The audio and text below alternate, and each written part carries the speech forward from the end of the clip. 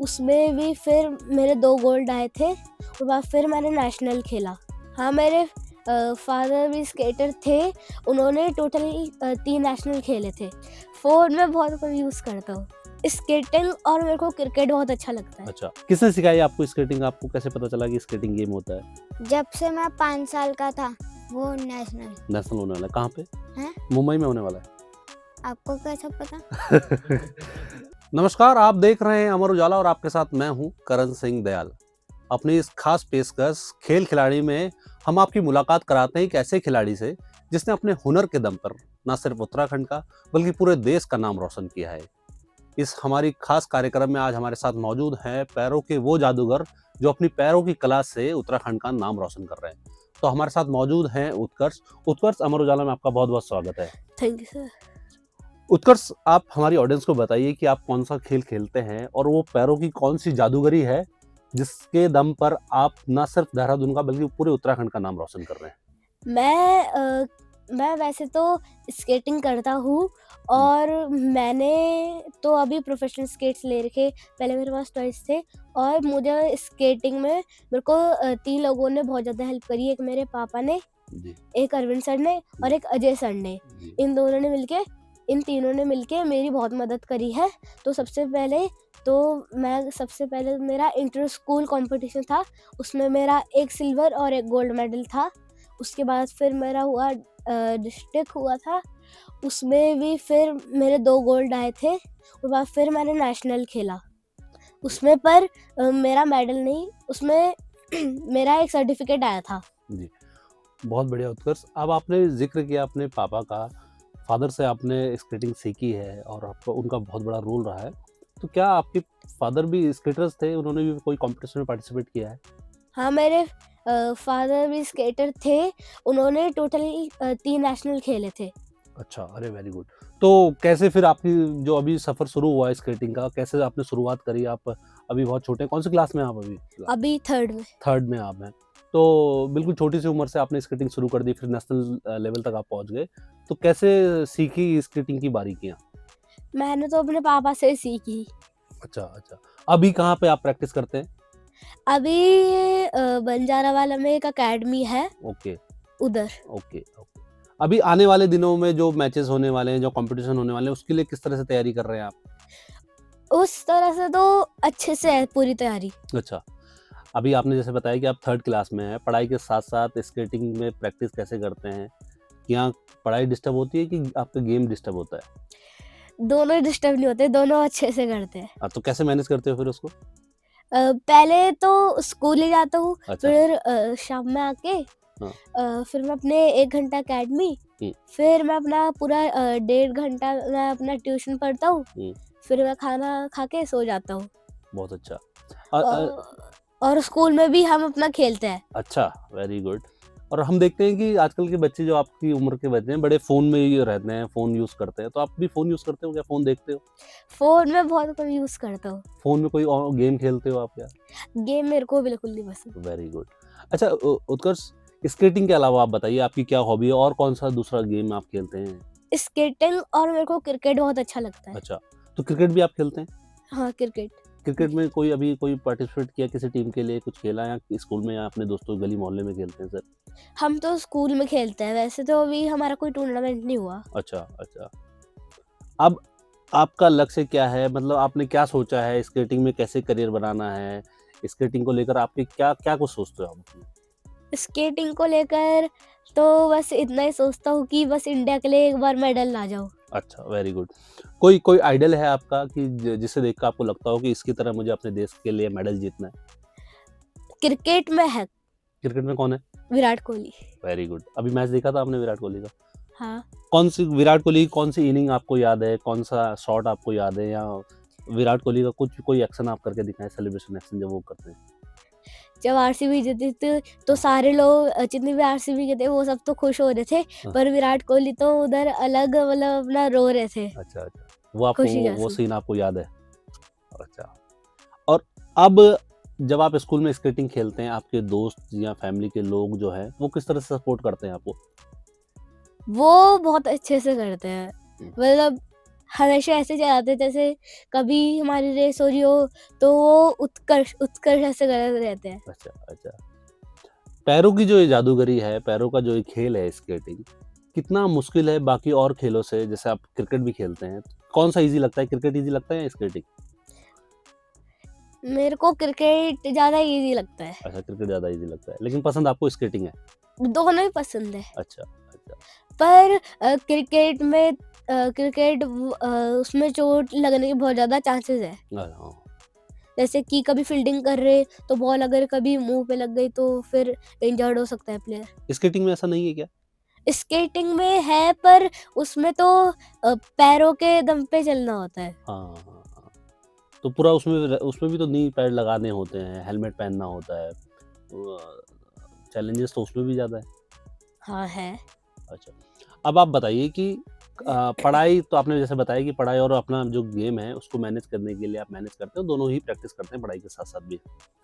School के जो teachers हैं वो क्या कहते हैं आपको कि बेटा सिर्फ खेलने में ध्यान रहेगा, पढ़ाई में भी ध्यान रहेगा? नहीं, पढ़ाई में भी अच्छा ही बोलते हैं कि अच्छा है ये भी पढ़ाई अच्छा, में। अच्छा। सेकंड क्लास में कौन-सी डिवीज़न थी आपकी? सेकंड क्लास में क्रिकेट ही था। नहीं, डिवीज़न कौन-सी थी? मैं डिवीज़न की बात कर रहा हूँ। आप सेक्शन हाँ, सेक, सेक्शन नहीं।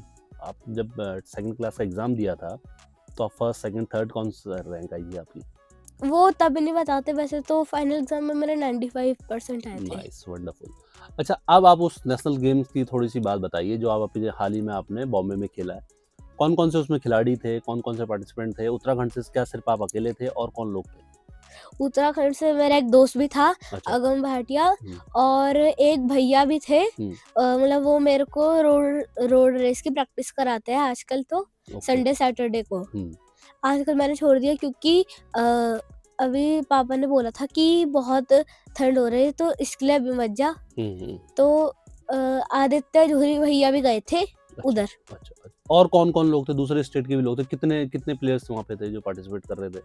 मैंने प्लेयर्स तो नहीं गिने पर बहुत सारे थे। अच्छा, बहुत सारे थे। कैसा कैसा एनवायरनमेंट था? वहाँ की जो स्केटिंग रिंग जो थी वो अपने उत्तराखंड से अलग थी? जहाँ पे आप प्रैक्टिस करते हो उससे अलग थी? थोड़ी अच्छी थी या कैसी थी? उत्तराखंड में तो ऐसी होती ही नहीं है जैसे उधर मुंबई में रिंग थी। अच्छा, अच्छा। क्या बड़ी रिंग थी वो? वो 200 मीटर की रिंग थी। 200 मीटर की रिंग थी। अच्छा, आपने 200 मीटर वाली में पार्टिसिपेट किया था। हाँ। कौन-सी डिवीज़न आई थी आपकी? रैंक कौन-सी आई थी उसमें?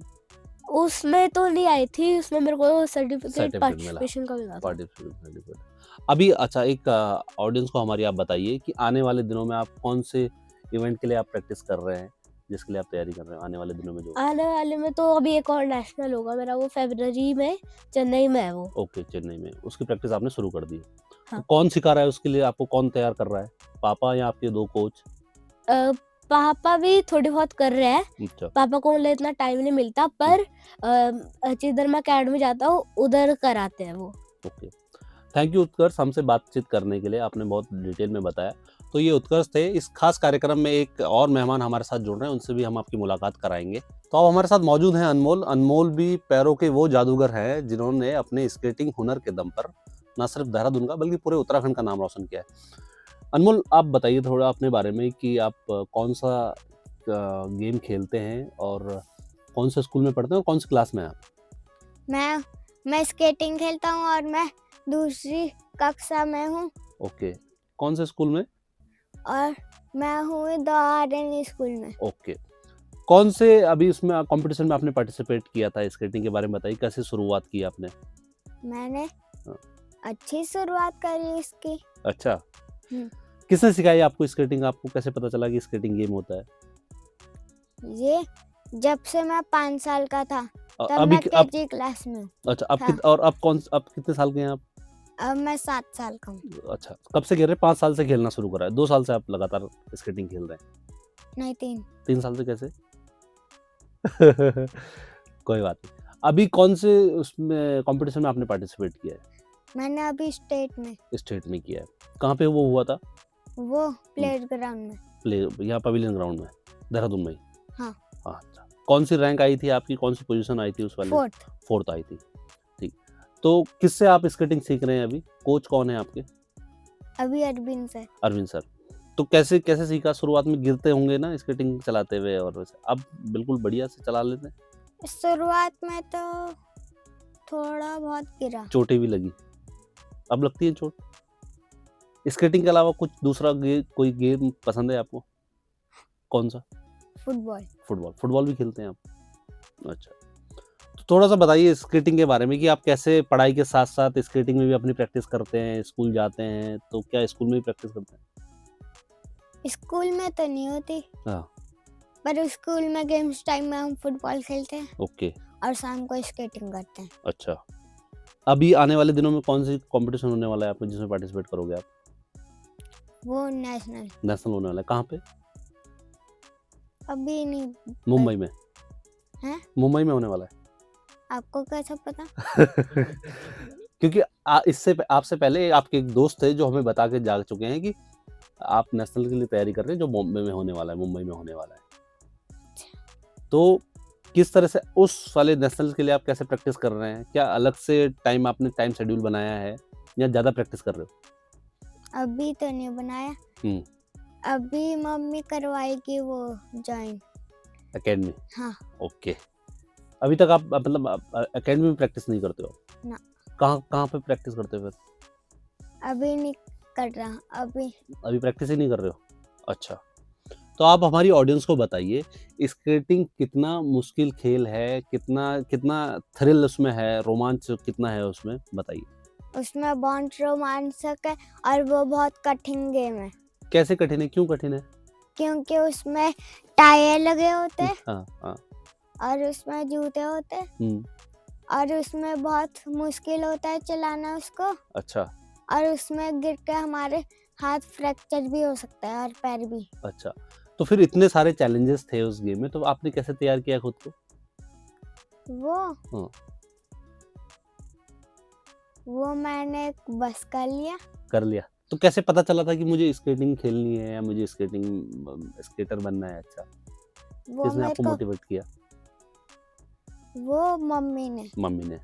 अच्छा। घर पे और कोई भी स्केटर है जो पहले स्केटिंग कर चुका हो या कोई खिलाड़ी हो रहा हो स्केटिंग का? कौन? अक्षत भैया। तो अक्षत भैया भी सिखाते हैं आपको? अच्छा। वो मेरे भैया है। अच्छा, वो आपके भैया है। तो आप ये बताइए, आप मोबाइल में भी गेम खेलते हैं क्या? मोबाइल में। हाँ। अच्छा। तो मोबाइल वाले गेम में ज़्यादा मज़ा आता है कि स्केटिंग करने में ज़्यादा मज़ा आता है? स्केटिंग में। तो एक बार आप हमारी ऑडियंस को बताइए कि मोबाइल के बदले आप आउटडोर गेम खेलिए।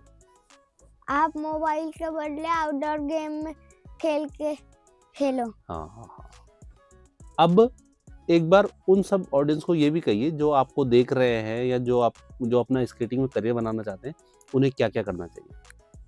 आपको पहले एल गार्ड्स और नी गार्ड्स खरीदने चाहिए, फिर स्केट्स खरीदने चाहिए, तब स्केटिंग की प्रैक्टिस करनी चाहिए। अच्छा।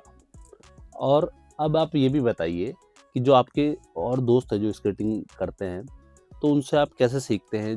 मतलब कोई तो एक ऐसा खिलाड़ी होगा जो बहुत अच्छा स्केटिंग करता होगा, बहुत अच्छा, जिसने बहुत ज़्यादा कॉम्पिटिशन में पार्टिसिपेट किया हुआ होगा, तो उनसे भी आप सीखते हैं, वो आपको कुछ बताते हैं? हाँ, पर उन्होंने स्कूल छोड़ दिया।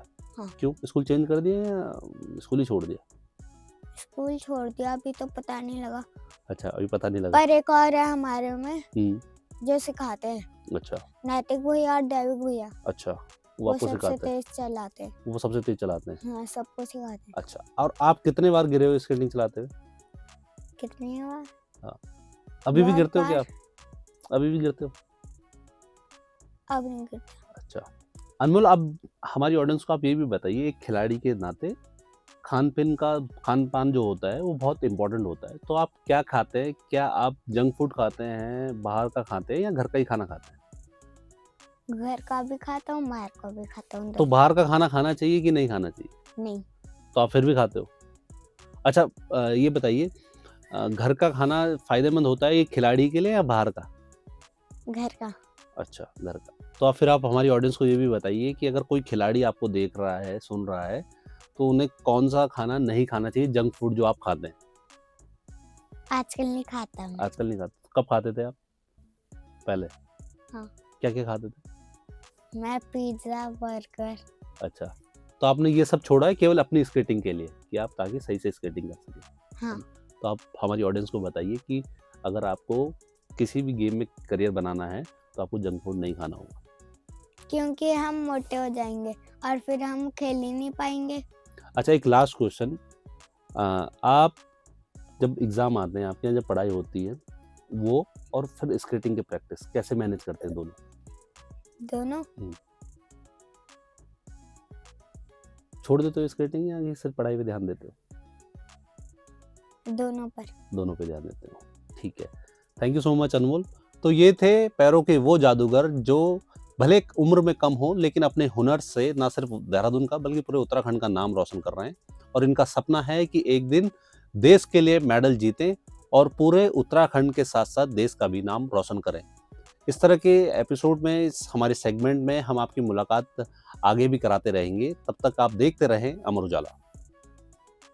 अगर आप ये वीडियो YouTube पर देख रहे हैं तो हमारे चैनल को सब्सक्राइब कर बेल आइकन दबाएं और Facebook पर देख रहे हैं तो हमारे पेज को लाइक करें।